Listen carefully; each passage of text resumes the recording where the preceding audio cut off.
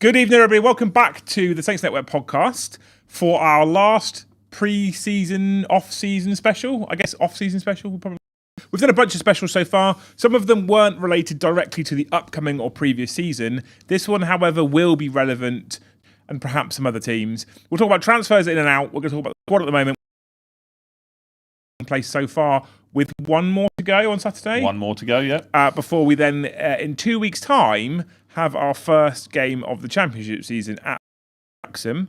And we're just going to have a general chit-chat about what's happened at the club so far in the off-season period, our thoughts, our concerns, the things we're happy with, etc., etc., etc.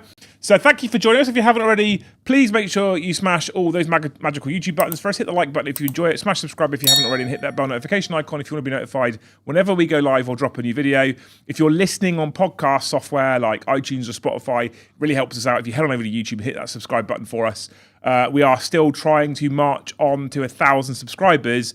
It was always going to be slightly slower in the off-season periods. Yeah. But if you can help us out, that'd be amazing. And if you can share it with your friends and family who are Saints fans who might find this content interesting, that'd be incredible. Don't just go and get your dog to sign up, because if they don't listen, it doesn't actually help us. Woof. Woof. So it has been a slightly busy off-season period for Southampton, but in the sense that there has been some transfer news. Yes. There was obviously a lot of what happened at the end of last season. Will still got announced before the season closed. I would argue that for me personally, there hasn't been as much movement as I would have liked so far. I would agree. And I think Will still said that in the interview that was released this morning. Yeah. A bit frustrated around the ins and outs of the football club at the moment. So I think a lot of us around the football club expected a lot of people to be out. I think we expected a couple in, probably more than we've seen so far. We've obviously had pre-season so far, of which there has been a number of games, and you're going to 1, 2, 3, 4 games so far? 5. 5 games so far, thank you. With one to come on Saturday.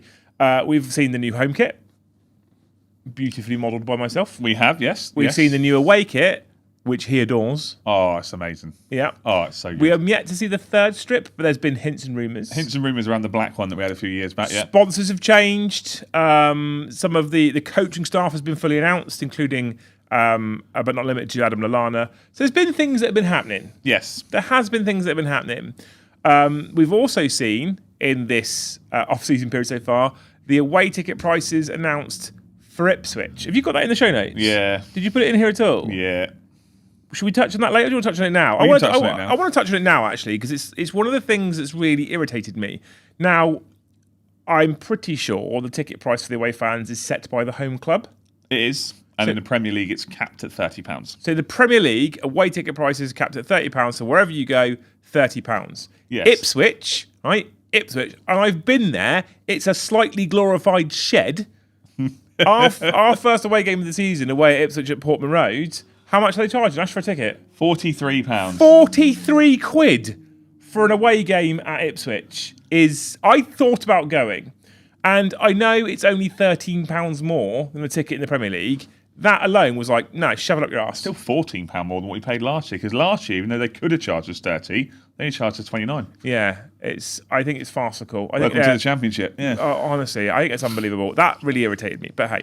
So we have, however, seen some exits from the club so far in the off-season period. Should we talk about those bits first? Yep, we can cover those. So obviously, a lot of them we have already covered. Adam Lallana's retired. Joe Lumley was released. Lallana's retired, but now on the coaching staff. From playing, he's retired. Yeah.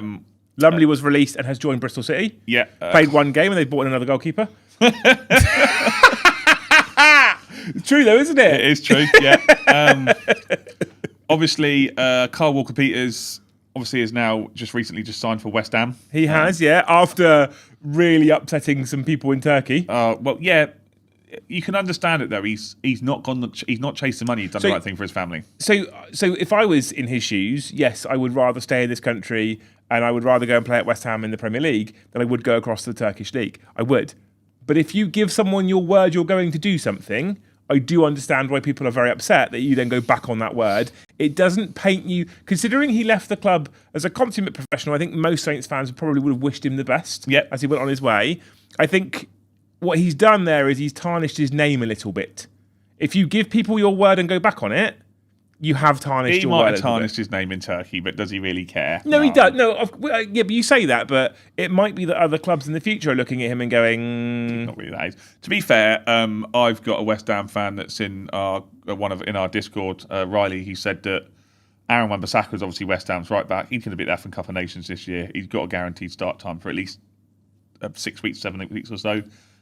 His home, his family's at home in England rather than uprooting him and moving them all the way out. I think he's got a couple of young kids, if I remember rightly, so it just makes sense for him, to be fair. And do you know what? Besiktas can be annoyed for it, but screw him. Yeah, I mean, there's a lot of Turkish fans that get upset in the chat quite frequently, in the chat and things like Twitter, and it's hilarious actually how great they think the Turkish league is when actually it's a bit of an embarrassment.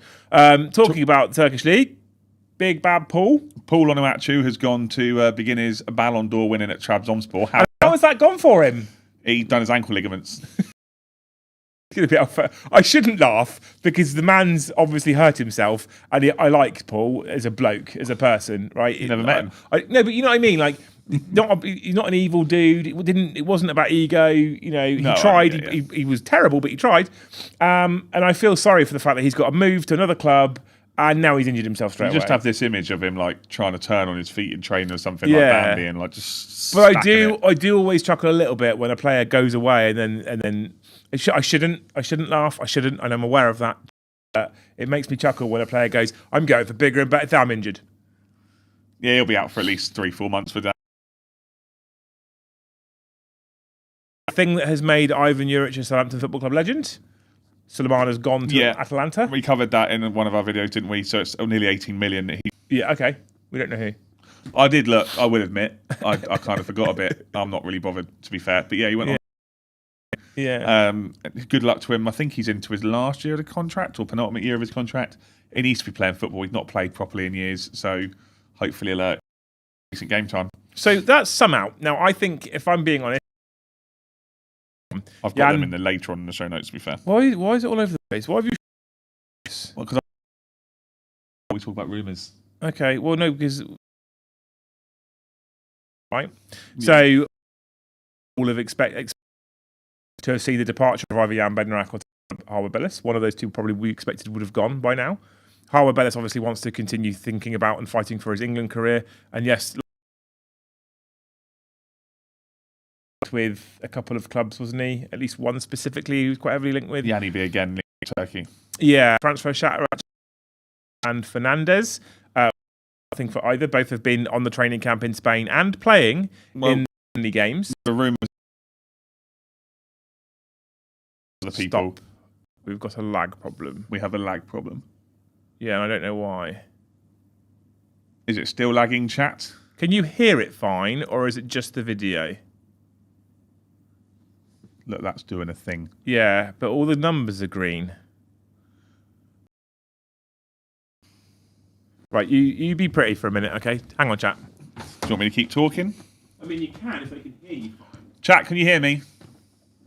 Give me a thumbs up if you can hear me, and I'll keep talking. The wonders of live TV, audio and video hangs. This is showing me 0 drop frames. I don't know what that means. Video cuts in and out, we're being told now. It means everything's fine. Oh, Matt says he can hear me. Issue, but I'm just going to carry on talking for the minute because I can do. Just give me 2 seconds, guys, whilst I just log that back on to make sure mine's right. Been linked with West Ham, so has Aaron Ramsdale. Aaron Ramsdale with Newcastle and with. Oh, apparently we're gone. Seems better now. Matt just said we're gone. No, me.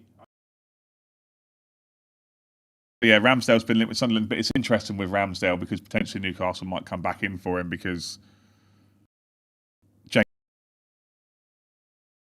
signed for Manchester City. There's going to be so we'll have to wait and see. Are we offline? Yeah, with the fucking computer's bollocks. Do you want me to put a note in the chat? Right, that should fix it.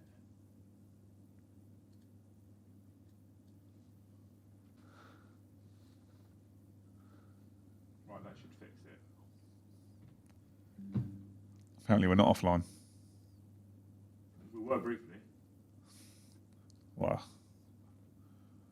Right, keep talking now. Oh, okay, sorry. All right then, I'll keep talking. Apologies. I'm so confused. This is so weird about what's going on. This is the beauty of live TV. This is the beauty of it. So yes, James Trafford signing for Manchester City is going to open up a slot for Newcastle. So I wonder if Ramsdale is going to come back in. If Ramsdale does come, they come back in for Ramsdale, then the problem is potentially we're going to need a third choice keeper. We have had We have had Moody in the reserve team. I think I can't remember what his name is. He's son of Lewis Moody, the old English flanker. So Ramsdale has been linked with moving away. Tyler Harwood-Bellis has had nothing, but he has been injured for a significant period of time. And Will Still has said that he's probably not going to be back now until mid-August. So I'd probably imagine we're not going to have Taylor Harwood-Bellis start against Wrexham. And we'll get on to Jack Stevens later, because I'm sure that'll be a very fun and interesting conversation to have. We've still got all the forwards at the football club. Ben Brereton Diaz seemed to be a regular and starting in a few games. Cameron Archer's got 3 goals. Adam Armstrong's got a couple of goals. Ross Stewart's played a few games. Damien Downs scored, obviously, yesterday. If you're listening on the on-demand podcast, this is the beautiful drama that you get with live TV, and it happens sometimes, and you miss all the excitement when you listen on iTunes. Just saying. That's what happens. I think I fixed it, though. I need to turn that screen around again in a minute. I'm just checking first that everything's good, and chat are telling me everything looks like it's good. Seems okay. Ash going solo, like his wedding night. Yeah, all good. Yeah, all good. All good now. Cool. Okay, right, cool. Perfect. Good thing the wife's not watching. So, yeah, Damien Downs has been... So, there's been a lot of rumours around players going. The only ones that we've kind of had any sort of certainty is we know that Amana Bella Kotchap, I think it was Hamburg, I've put down Hoffenheim, but it's one of the teams in Germany that begins with H. Mm-hmm. And he was rumoured at a £10 million bid, but they have turned around and said they don't want to pay that much and also take on his salary. His salary's too much, so he is still with us. So we still have a lot of deadwood. Yeah, and the club needs to be careful that they make sure they get reasonable fees for people that actually don't really command reasonable fees, to make sure that we're, within financial fair play and all that nonsense. So it's an odd one, right? Because if you think most people probably aren't going to be wanting to spend a lot of money on players that come out of the squad that perform the way that the squad performed last year. In fact, I look at the fee that we did get for Salamana and think, how was Ivan Juric drunk on vodka? Because I don't think he was worth that much money, and I think that's a thing that we should be cognizant of. The club needs to make some form of revenue. I saw some content before the end of last season, similar to what we did around a keep sell loan. Yeah. And the amount of people go, get rid of him, terminate his contract, you can't do that. No. That costs you money, and then you put yourself in a worse financial position going into the next season to be able to continue to think about purchasing players and bringing people on certain wage brackets. You can't just terminate contracts. That is not a get rid of him and it's cost us nothing scenario. They will have to look at the value when the player was bought. They'll have to look at the costs to the club over time. They'll have to think about how much it costs the club to get rid of a person for a certain value in terms of how that balances their books as well. Yes. And that's going to be the interesting thing around some of these players. I think, you talked about the incomings when I was fixing the... Did you talk about the two? Well, we've mentioned Jordan Quasi before, and obviously I've mentioned Damien Downs has come in, got a good goal yesterday against Espanyol. Yesterday's goal that he scored against Espanyol, by the way. How incredible was it to see someone at the right back or right midfield play a long through ball, striker runs onto it, hits it first time, scores goal. Assist for Jay Robinson as well, yeah. Who knew that was a thing you could do? I thought what happened was Jay Robinson gets the ball out there, has to pass it back to the keeper first. That's what I thought you had to do in football. Because that's what I watched all last season. I mean, that's been what a lot of people have done. Look, there's still, just over a month left. I can't remember the exact date the transfer window closes. There's going to be a lot going on. And the problem is, at the moment, with a lot of clubs, they're going to be waiting to see who becomes available late, who isn't available. I think there's out of sort of Taylor Harwood-Bellis, Aaron Ramsdale, Matty Fernandez, and Tyler Diblin, I think we can potentially say maybe we'll keep 2. And I'm not particularly bothered about losing Harwood-Bellis at all. I don't think it would be. I don't care. I do care, but don't care about using Yanni Bednarak. Let's be honest. The back line in general, let's look at the season we just had in the Premier League with Harwood-Bellis, with Stevens, and with Yanni B. I'm not bothered if any of those go. I was a little surprised to see... Jan Bednarak is going. I was a little surprised to see a contract extension as big as it was for Stevens. Yeah, agreed. That was a surprise. I know he's club captain. They must make him club captain for a reason, but that was a surprise. If we had a back two next season of, at the moment, Ronnie Edwards and Squashy, I'd be quite happy. Yeah, I'd be happy with that. Genuinely. And I saw the interview with Kwashi. Kwashi, is that how you say it? Kwashi, yeah. I saw the interview with him as well, and he said something along the lines of, don't quote me, this isn't word for word, but something along the lines of, I'm a defender who doesn't like to let goals in. I was like, different to what we've got so far then. Very different to the current defenders we have. But the other issue is we've got so many centre-backs at the football club, and Cameron just said in the chat that Stevens is a liability now. He made a bit of a howler against Valencia to allow them to score. He made a bit of a howler yesterday. It was the penalty that Espanyol were given was not a penalty by any stretch of the imagination, but he's given the referee a decision to make. I know he's a Southampton man. I know they've made him the club captain. I know all these things. He's a bad centre back, and there are occasions where he has good games, but he is not consistent. He shouldn't, in my opinion, be a player that we are looking at building a back line around in the future. I just don't think he should be. I think he's there for it. And Cameron, I see a comment. I'm not saying the penalty is his fault. I'm not saying that. My point being is that there's my concern being we're playing Brighton next week, and then we've got Wrexham, and I can just see him being in that starting lineup when we play Wrexham. Well, let's talk about just quickly, even in the position when you watch the details back from yesterday, the game, the penalty decision. Just look at where his hands are. His hands don't need to be there. They don't need to be there. He's given the referee a decision to make. I'd really love to be a fly on the wall in general, because the second Will still turned up, and there was videos about him joining the squad and stuff like that during the off-season period. It looked very much like Stevens was instantly throat deep. It took him no time at all to be on his knees and throat deep. I'd love to have been a fly on the wall as to what those kind of conversations were, because he clearly, I think it's quite clear that Stevens wants to stay. There's other players that want to stay. Yes. It's very clear that he wants to stay. And there's other players that want to leave. And Will still has said categorically that there are players that want to go, and there are other players that we should probably be looking at moving on. And he's one that wanted to stay.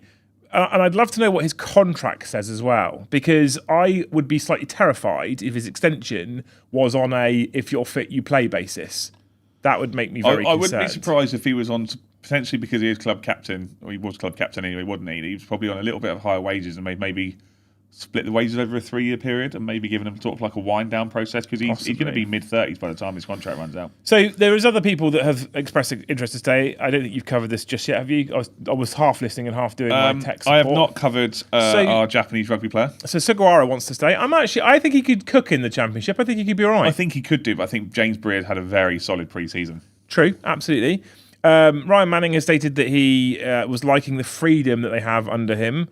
If they want to cross, they can cross. Shoot, they can shoot. Dribble, they can dribble. I am struggling to see how that is actual statement a person is making in 20. That seems ridiculous. I find that now. Ryan Manning was Russell Martin's man, but I find that a little bit of a dig at Russell Martin. To be fair, well, it kind of is, and I feel like it.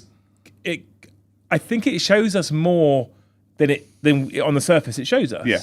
Because it shows us that in the past, if I'm in a good position to cross, I'm going, no, but the boss told me don't do that. I have to do this thing instead. So I think that it will take a while in the Championship at competitive play level for these things to actually be meaningful and change. And I think fans are going to have to be patient for the first few weeks of the season, with the exception of the Pompey game. You should never be patient for that one. And I think players are going to have to rewrite their kind of blueprint and their code and kind of go, I am allowed to whip it in. But you also have to think of the confidence of players as well. Because like you said, you get Ryan Manning or someone out on the wing and you think, I'm going to put the ball in the net, in the corner, or on the penalty spot, and the only players in the box is Adam Armstrong. You can think, well, what's the point? No disrespect to Adam Armstrong, but he ain't heading him in, is he? So Ramsdale is quoted as likely to leave. There's been some clubs interested in the UK. Of course, there is. There was also rumours of abroad clubs being interested. Was it Galatasaray were the one. I said when you were fixing our tech, that's obviously your tech support. Thank you. It had all gone quiet with Ramsdale, but Manchester City have just signed James Trafford from Burnley, or about to sign James Trafford from Burnley, because, who else spent £27 million on a backup keeper? So Newcastle were heavily linked with getting him, and now they're going to want... Then they went off of him. They were heavily linked to get James Trafford. Now they're not getting James Trafford. it wouldn't surprise me if Newcastle come back in. But then Sunderland apparently want him. Sunderland is splashing the cash as they would need to do this transfer window. Zero noise around Dibbling at the moment that I'm aware of. The only thing that's come out recently about Dibbling is Everton, which is a bit of a shocking one for me. Loose speculation, I can't see him going there. And then I also haven't seen, and everyone's getting incredibly excited about seeing Fernandes in the shirts, posing, seeing him on the pre-season, seeing him, it's quite interesting. Will Still stated before they went to Spain that the squad going to Spain would be quite telling. I don't think it was, though. I don't know whether we believe it or not. I'm just saying this is what he said. And Fernandes was very much in that squad, as was Rambo. So that's quite interesting. And then Downs was injured. Taylor Hart-Bellis and Flynn Downs is injured. But I think if Fernandes or Rambo were almost guaranteed to leave, I don't think you take them on those tours. And the reason why is because you risk them injuring themselves, and then you don't make that money for them. No, you're not going to. You're not going to take them if they're guaranteed to leave. The issue being is we know what football's like. Yeah, Ramsdale can be there. I mean, they're on the way back. They're back in the country now, but he could quite easily be on a plane tomorrow and be off to the north or be anywhere because someone's put a bid in a Mets evaluation. It is interesting because Max is in chat, right? Rambo's been relegated 3 times. I don't know if he's as desirable as perhaps he thinks he is. I still think he's an incredible goalkeeper. I would love to keep him, but it could be. It could be quite believable now that clubs are going. The only issue with him will be his wages. Now, obviously, the reported 120 grand a week was when we were in the Premier League. I would like to assume that the club did some decent business and he had a relegation wage drop. Well, if they haven't, they're stupid. Like you said earlier, Sunderland being one of the main interested clubs as well. Like, surely that's a bad move for him because surely that's a 4th relegation, probably. Not definitely, but probably. And for the fans of the clubs that have gone up to the Premier League, I sincerely hope for everybody's sake that at least one of you sets of supporters gets to see your club stay up in the Premier League. I genuinely hope that. But based on the last couple of years, you would have to think that if he went to a Premier League club that was just promoted, he's probably coming back down again. Yeah, but the thing is Matt's just made the point. I was going to make it anyway. When we went down last time, James Ward-Prowse played against Sheffield Wednesday. Nathan Teller played the first few games. I think Romeo Lavia was even on the bench for the game against Sheffield Wednesday. Yeah, or at least he was on the bench for the game against... I think we played Gillingham in a cup and lost to them. Charlie Alcaraz played in that game. Let's talk about played in that game. Let's talk about the games we played so far under Will Still. Before we do that, though, chat, if you want to support the podcast or the show in general, there's a number of ways you can do that. The best way you can support us is by being a member. If you see the guys in chat already that have got green names, that's because they're members of the show. Thank you so much for your support. Thank you, guys. You are amazing.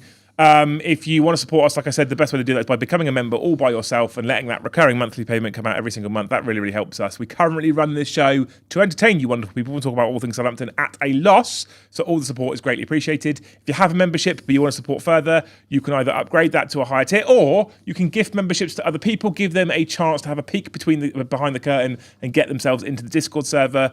Alternatively, on YouTube specifically, so if you're listening on demand after the fact that you can't do this now because it has to be done live, you can do a thing called a super chat, which is a very American name for you pay some money to have your comment put up in a big colourful box, and then we will talk about it at the end of the show.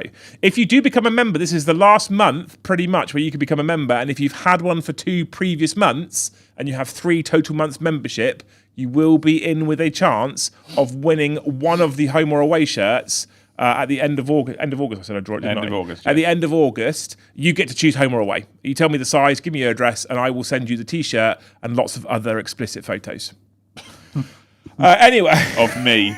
Yeah. So we have played some games pre-season, right? We have, yes. Sorry. We started off against Eastleigh. Yes, we did. And we won. Woo! 2-1. We won 2... No, so this is the point. That giggle is the point. So obviously last year we went to Eastleigh and we won 7-1. So far in pre-season we've won, we've lost 1, we've drawn 1. The results aren't important. And I don't understand why people are getting het up about the results. They're not important. It's solely against fitness. There's every chance we're going to go and beat Brighton on Saturday. Doesn't mean we're a better team than them. Doesn't mean anything of that. It's just minutes in the tank. I giggle about only beating ECT1, but like I said already, right? Will Still's come in. It looks like he's wildly changed everything. Worth mentioning to people, just whilst I mentioned that the last time we lost to Eastleigh in pre-season, we then went on and had our best Premier League season finish. Yeah, but my point is, right, is that he's going to have gone in there and wildly changed mentality. He's wildly changed all kinds of things. So on the day that we played Eastleigh, it was like 30 degrees. And he had them running hard. Yeah. Like they played the Good. game and then they were sprinting after. Because I personally think, and I think a lot of people in the chat would probably agree with me, that in the Premier League season, fitness was definitely a problem for us. 100%. We weren't fit enough. We definitely weren't fit enough. So we did beat EC 2-1. Armour scored a penalty and Cam Archer scored. Another decent little assist from Jay Robinson as well. Then Gillingham. So this is where it got a bit weird. So we played Eastleigh on the Saturday and we played Gillingham on the, I think it was the Wednesday. Yeah. On the Tuesday, he was having them run like 9K at a time. He thrashed him on the day before on purpose. And then when we played Gillingham, we didn't play Gillingham in a 90-minute game. We played 2 60-minute halves. So in the first half, we beat them 1-0. Cam Archer scored. And in the second half, we won 3-1. Stewart scored, Diblin scored, and a goal for Koyu Matsuki, who isn't massively involved with the squad in Spain because he's also carrying injury, but he's had a really good pre-season as well. Yeah. We then did the same against Valencia over 2-1. Goals Cam Archer and Adam Armstrong again. Another Archer goal. That was the goal for Valencia on that was a mistake by Jack Stevens. Yeah, of course. He tried to pass the ball across the box, left it too late, hit the defender, and I saw it as well. Sometimes I saw that goal, and sometimes I watch the way that he plays football, and I think I'm genuinely a little bit surprised you're a professional footballer. He looks like he's won a competition. It was just lazy, slovenly lazy. It just didn't look like he was overly in control of the ball. But I do think I am very interested. Have we seen this before though? 2 60-minute halves in pre-season. Is this a common thing? I've not seen it before. So this is Will literally thrashing them on purpose. Yes, because fitness was clearly a problem. Yeah. I'm here for it, by the way, because if you can play 2 60-minute halves and keep up the pace and keep up the tempo, then 45 minutes should be a breeze. Well, we didn't need to run as much when Russell Martin was in charge because we kept hold of the ball, so we didn't need to run. Then we got to the Premier League, and let's be honest, it shocked us because we didn't have much of the ball, and everyone went, oh, we've got to start running around now, what are we going to do? And now Will Steele's come in and gone, well, there's obviously a problem. I think we also saw that it was a massive problem. So yeah, he's got them running. So they played what, 60, 120, 240. They played 5 games when they should really be doing top 3. Yeah, we then had a 1-1 draw with Castellon in Girona. So this is the first one of the training camp, which there was an own goal scored from a Ben Burton Diaz cross. Castellon then equalised, and there's big questions, and everyone's going to be massively shocked when I say this because Alex McCarthy got beat at his near post by a weak shot. Shock. But there's a few good moments in that game. Gavin Bazunu made a lot of very good saves in that game. Do you think, honestly speaking, that even if we keep hold of Rambo, big if, that Bazunu or McCarthy are good enough? I think Bazunu is good enough. Do you reckon? I think Bazunu is, my own personal opinion, and people might shout at me for this, I think Bazunu is someone who needs consistency. He needs to play, and I don't think we bought him for Russell, well, we didn't buy him for Russell Martin's style, but he obviously came in and fitted in with that style. Don't necessarily think that was right for him because he's a very good shot stopper, and I think that he just needs to be consistent. He's a bit of unlucky with injuries. Mm-hmm. He had a very good game against Castellon when he played. I wouldn't be too disappointed with him being number 1 next season. My only question over him would be the injury side of things. I wonder if the backup is too weak then with McCarthy. I think the backup is too weak, and it's interesting because we've taken this Lewis Moody's nipper, I can't remember his first name, on the tour with us, and Will still has said that he is an absolutely phenomenal young talent as a goalkeeper. So it'll be interesting to see if he's around sort of the first team mob this year. Okay, interesting. Because McCarthy's in the last year of his contract. He's got to start now winding down towards retirement. And then there was the game against Espanyol recently. Yes. So that's the 2 mistakes from Stevens, including the soft penalty. But a goal for Downs on his first appearance. Yeah. That was the through ball finish. That was Jay Robinson's little through ball and finished. It's a very natural looking finish as well. Do you know what I mean? Like a very comfortable, I know what I'm doing, I know where the goal is. It is a natural looking finish. The issue we have, and a lot of people have done this, it seems to be at the moment, and I'm hoping we'll get more of a picture on Saturday against Brighton, but it seems to be that his favoured front 4 at the moment is Armstrong, Archer, Ben Burton Diaz and Ryan Fraser. Which concerns me. Which is legs, and they'll run, but there's no quality now. Downs has obviously just joined up after being away at the Gold Cup with the USA. Ross Stewart, obviously, we're managing minutes quite carefully because we don't want him to overcook himself and crock himself again. Matty Fernandez yesterday played quite deep, which I don't like. I want him up the pitch. Do you think Ross Stewart, in seriousness, is going to fit a Will Steele system? Yes. Why? Because I know that he can be because I know Will still likes to get balls in the box. Yes. I know he likes to get quick ball in the box. I know Ross Stewart is a target man. Ross Stewart isn't a runner. Disagree. You reckon? Yeah. I've seen Ross Stewart a lot before his injury and since afterwards. He will run. He will run his legs to the ground. I think if you've got... Will still likes to play two up top. Okay. I think, from my opinion, looking at what we've got... Well, I think you have to now, don't you, to be honest? You've got Damien Downs. You've got Ross Stewart. You've got Cameron Archer. You're then potentially looking who is going to join them. And we're just short on wingers. So it depends. I think Ross Stewart would be a good addition to the team. There was chat from, I think, him and Spores about an attacking midfielder being a requirement. Like being a flat requirement when you need an attacking midfielder. And they have also said that potentially we don't want to use too many loans, but if we're going to do a loan, potentially we might look at the winger side of things of the loan. Yeah, okay.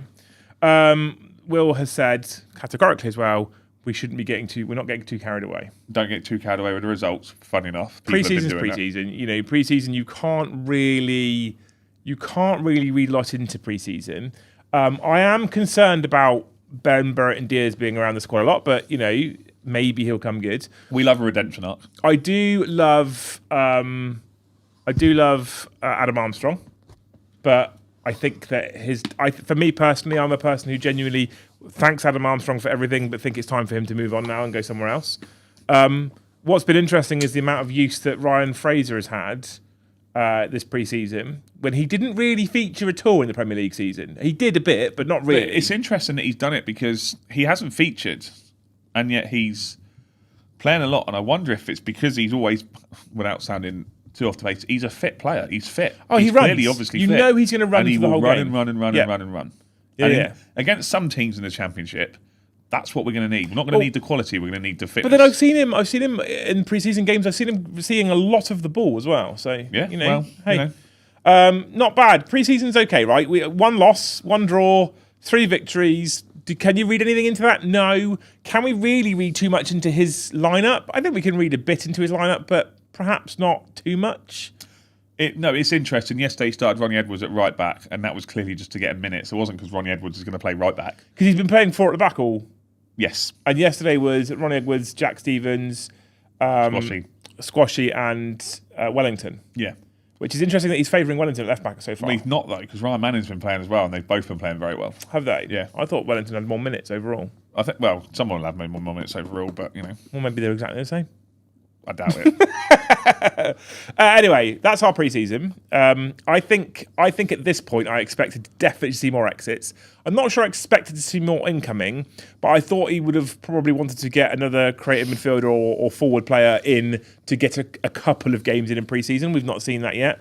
It'll be interesting to see what happens. There's been lots of photos coming out from people who have followed them around pre-season of Spores and Will having conversations with Jack Stevens and such. Yeah. Which means that there's clearly discussions being made about what's happening, what's going on. I'm still sitting on the side of quite positive at the moment. I like the way that this man is talking. I like the way that he's setting up. I like the way that there's conversations happening with the technical director on pitches. And I like this a lot. Yeah, I'm a big fan. He did an interview when it was released on the Saints website this morning, about 15 minutes about it, and he's sort of gone through obviously about how it's good to have the players to understand who's what. He obviously knows there's going to be incomers and outcomers, and the one thing obviously is making sure that we try and make sure St Mary's is the fortress next year, and to try and lose some of that. I can't remember exactly what word to use, but try and get that monkey off our back of last season to try and wash that away.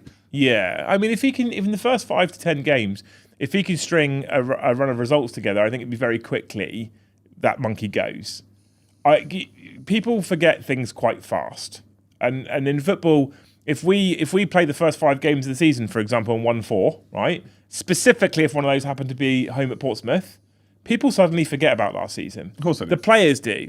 I personally think that one of the biggest boosters for morale in general will be that home game against the Skates.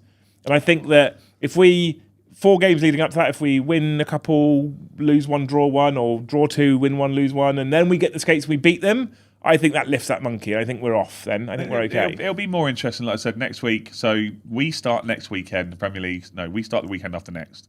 The Premier League starts the weekend after that, and the Premier League clubs will start to understand what they need, what they want. Championship clubs will start panicking and start to move players out and on, and we'll get on to some of those in a minute. Well, football's often like the housing market. Yes. That's what I was saying to someone the other day. Football's like the housing market. And when we are looking like we would like to bring this player in and we'd like to get rid of that player, there's possibly players that are looking at Jan Bednarik and Taylor Harabellis. Teams looking at players like Jan Bednarik and Taylor Harabellis. And what they might be thinking is, well, we're going to need X to buy that player.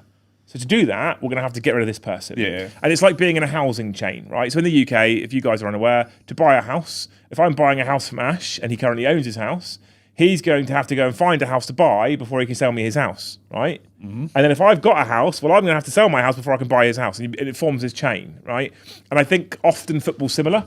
So if you want to bring a player in, you need to make the space for that player, perhaps get rid of a couple of other, free up some funds, free up some wage budget. And then there's other players who you might be trying to ship those players to, where they're also trying to look at freeing up space, freeing up wage budget, and it's like a housing market. The difference being with the transfer situation is that the window closes. So what happens in the final weeks is a lot of people's house prices come right down because they go, we need to shift people. The other point as well mentioned here is what's also purely and simply because of that chain part.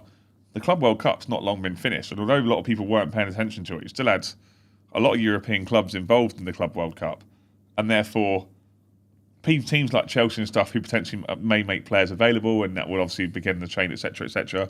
Teams are waiting to see where everyone's going. No one realistically, especially in the Championship. Some teams have. Birmingham have been very active. Wrexham have been active. We'll cover some of that in a minute. Yeah, it's amazing what you can do if you've just got stupid amounts of money. Weird. But some clubs, I mean, we know that Southampton want to raise some funds. They're going to have to start selling some players. It's just going to be who? Taylor Howard-Bellis, for example, still nursing injury, not going to be fit till August. I also think that Matt says in chat, I think he knows who he wants to go and who he wants to bring in. Agreed. And I agree. The language that he's using would tell me that. And what I don't want to happen, and I feel like this happened a little bit with the Premier League transfer window, and I think it's happened to us in the past.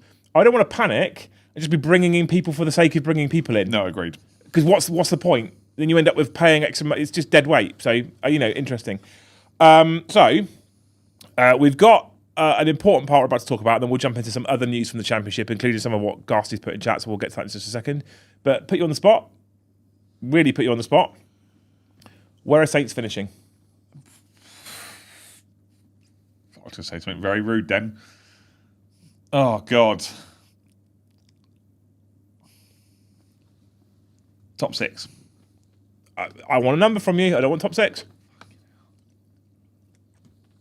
Top 6 is a cop-out. Because it could be not. Yes, it is. Because it could be automatic promotion. It could be champions. It could be playoff and win. It could be playoff and lose. So give me an actual number. Fourth. Win playoffs? No. Interesting. Okay. Chat, I want you to tell me the same thing. And if you're listening on demand or watching on demand, head on over to YouTube, stick it in the comment section. I want to hear from you. I think there's too much, at this moment in time, there's too much deadwood. There's not enough quality going forward. I think Will Steele can still do a good job, but I've just got too much sniggling doubts at the moment. I think that when you look at the teams that have come down, Leicester are a different entity, and we'll cover them off in a minute. Ipswich, look by far the strongest, despite the fact they've got rid of Liam Delap. They've got rid of Sam Morsey's gone to Saudi Arabia, which is odd. Money!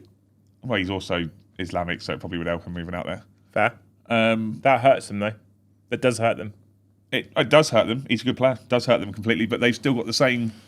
They've still got the same centre back pairing. They've still got Amari Hutchinson. They've still got Jack Clark, etc., and all those players that got them where they are. Kieran McKenna's still in charge, so there's no change to them. They've lost a few players, but nothing's really changed. Okay. So in terms of where they are, I don't know. My head says fourth. My heart says first or second, but I just can't see us being that consistent with the amount of damage that we've had last year. I think so. My personal opinion is, based on current right now, second or third. Right, based on current right now, I think if Will still gets his way in this transfer window, I'm comfortable enough to suggest that we could look at first. And the bookies we've been sat at favourites for a while to win the league. Yes. Which is quite interesting.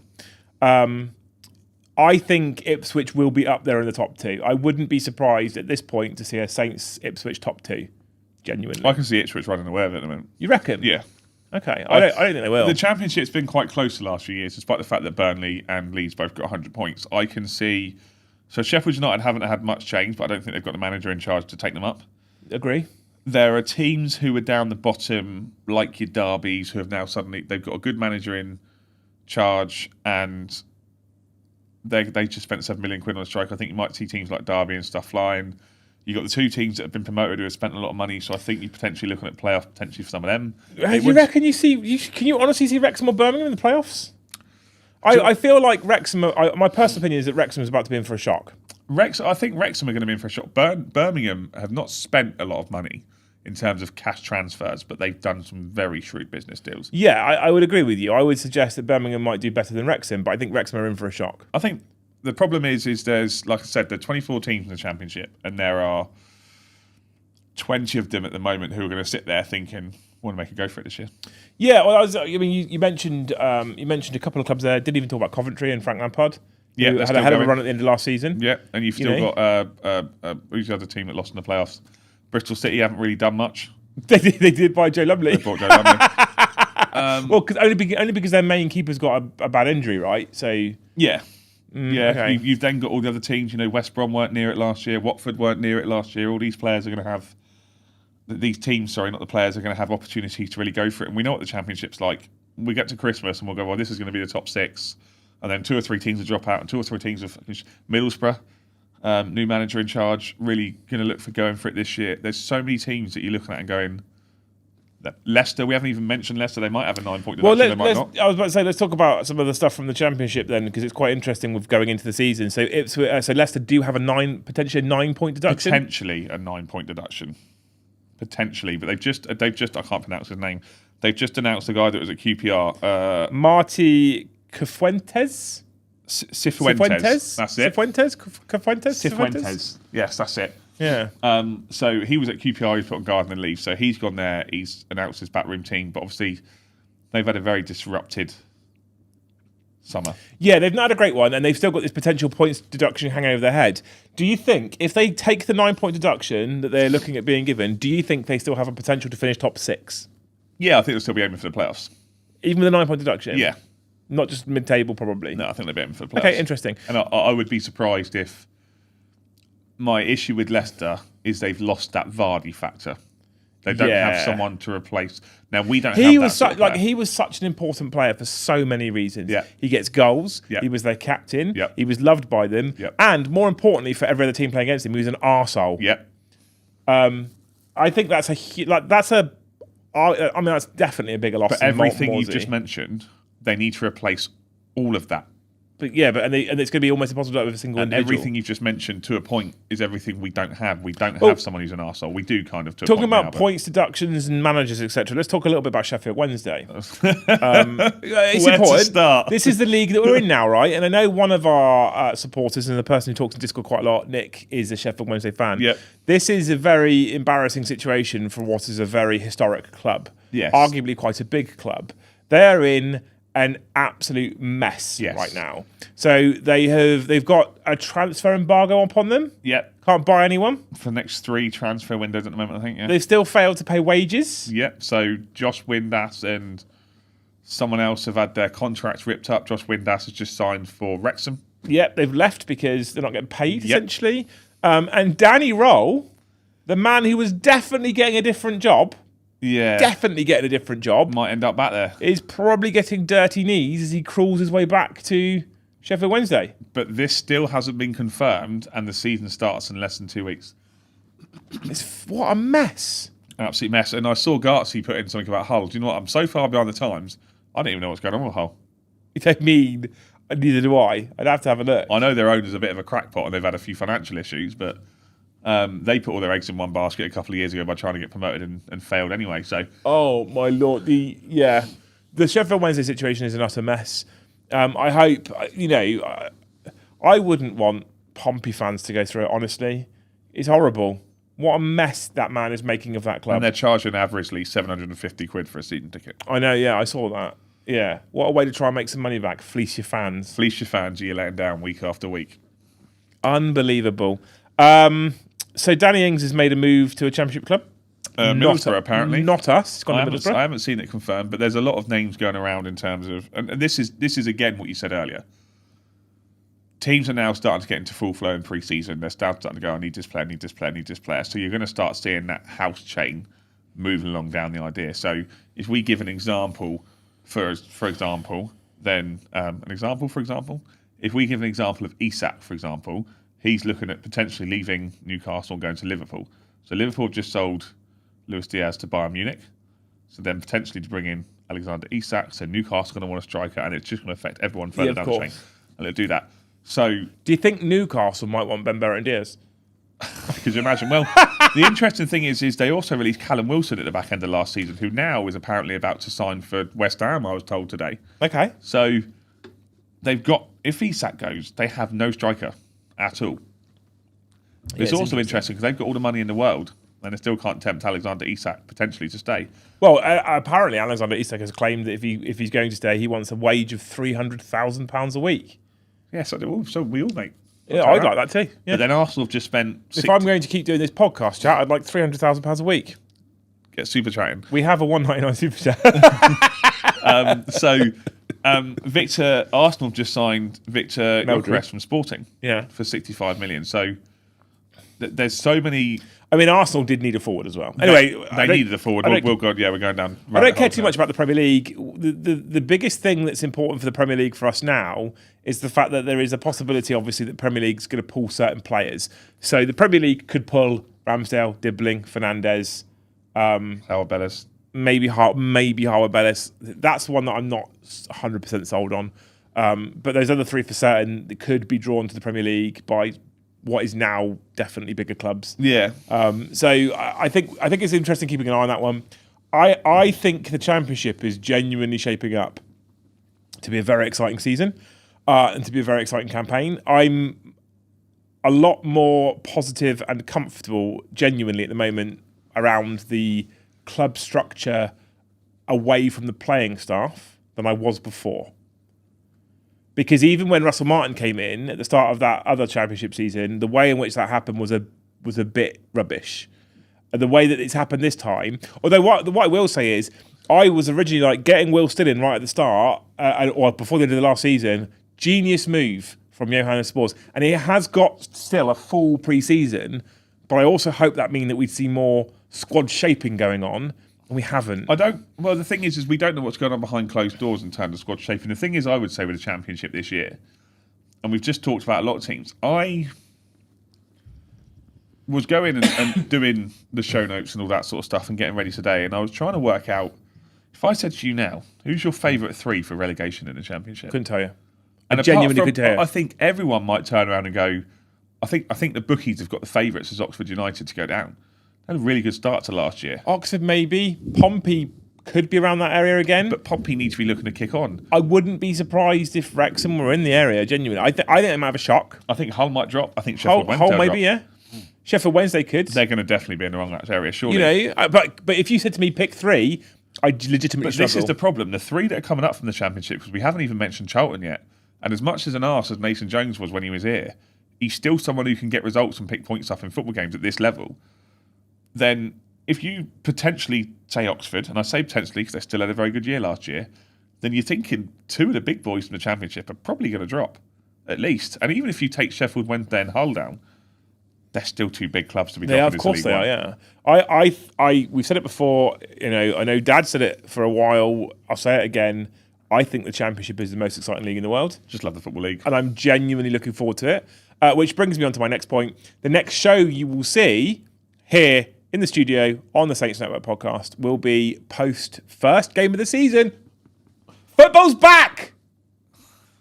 Football's back. Actual football's back. Not that nonsense has been on this last few weeks. Oh, God, actual football's back. You're talking about the Club World Cup, right? Yeah, I mean, yeah. Actual football's back, right? So next week there is no show because it's my wedding anniversary. It is. I know it's shocking. Someone did agree to marry him. So next week is Ash's wedding anniversary, so there won't be a show. The week after is the first home game on Saturday against Wrexham. And then on Sunday, we'll be back reviewing the first game of the season and our first 8-0 win. Okay, who's scoring the 8 goals? Ben Barrett and Diaz. But all 8. Yep. They're all selling to Newcastle.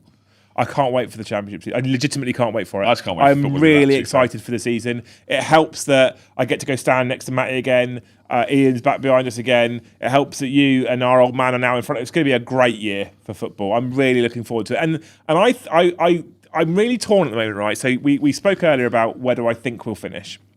And I think I'll go second or first, depending on what happens with the transfer window.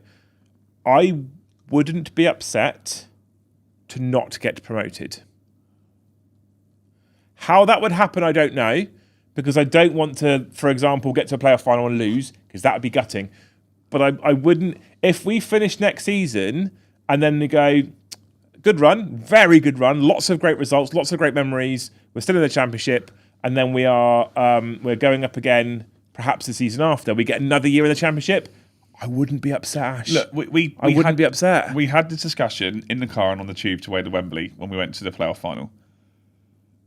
We wanted to win because it was a final. We weren't disappointed if we didn't win. We were disappointed, but... I think every fan says that as a self-preservation thing. I think every fan's upset if you lose. And you say that, but if these guys could have seen you at 80 minutes, jumping up and down and calling Joe Aribo, all sorts of things that you would not be allowed to say on this podcast, then you get to that point. Yes, you love the entertainment of the Championship, but then the thing is, if we're finishing 16th and losing more games than winning... of course. Obviously this is my point, right?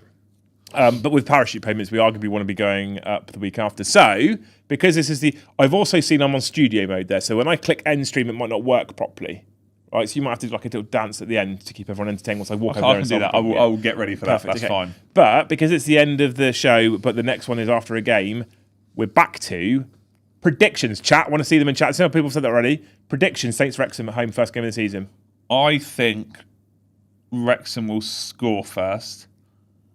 And I will go for a 2-1 Southampton win. 3-1 Saints. I think Wrexham will score first. That's the romantic fairy tale, isn't it? So Phil Parkinson has made a few shrewd signings. They've got a lot of age, to be fair. They're kind of like a retirement club to begin in at the moment. But they're going to come. They're going to bring a lot of noise. When you watch the pre-match build-up, people will forget that Southampton will play them because they'll just talk about Wrexham and... Ryan Reynolds and flipping who the other one is, can't remember his name, Rob McElhenney, whatever it is. They'll talk about those guys. They won't talk about Southampton. They won't talk about Will Steele for much. And it wouldn't surprise me if Wrexham get a goal. However, Wrexham have been tanking it out on flipping state pre-season tours, and they've been in Sydney and they've been in New Zealand and stuff. I think they're still out there now. So it wouldn't surprise me if they come back and they're bloody knackered. Matty McManus says 3-1 Saints. Cameron says 2-1 Saints. Garcia says 2-2. Jack says 1-0 Saints. Matt says, he's already said 3-1. Matty Jones says 3-1 Saints. Local Southampton lad says 1-0. Damien Downs in the 90th plus third. Please don't do that to me. No, I'd love that. That'd be amazing. I'll take that. Wiz Pop says 1-1. Mikey says 2-1 Wrexham. They have the surprise factor, so I think they'll sneak it. Quirrell says 3-1. There's lots of 3-1s in there. So we'll see. I think the thing is with Wrexham is, like you said, it depends on whether they're going to bring that surprise factor or whether they bring it. Will they bring it? I think they'll bring it for about 15, 20 minutes and we'll go, oh, hang on a minute, what's going on here? I think it will be interesting to see how they play it because they could play it like a cup game. Well, because there's 2 leagues. There was 2 leagues difference. We're now in the same league. They will play it like a cup game. The difference will be, and we've got 63 people watching, assuming we're going to get like another 30,000 people watch this.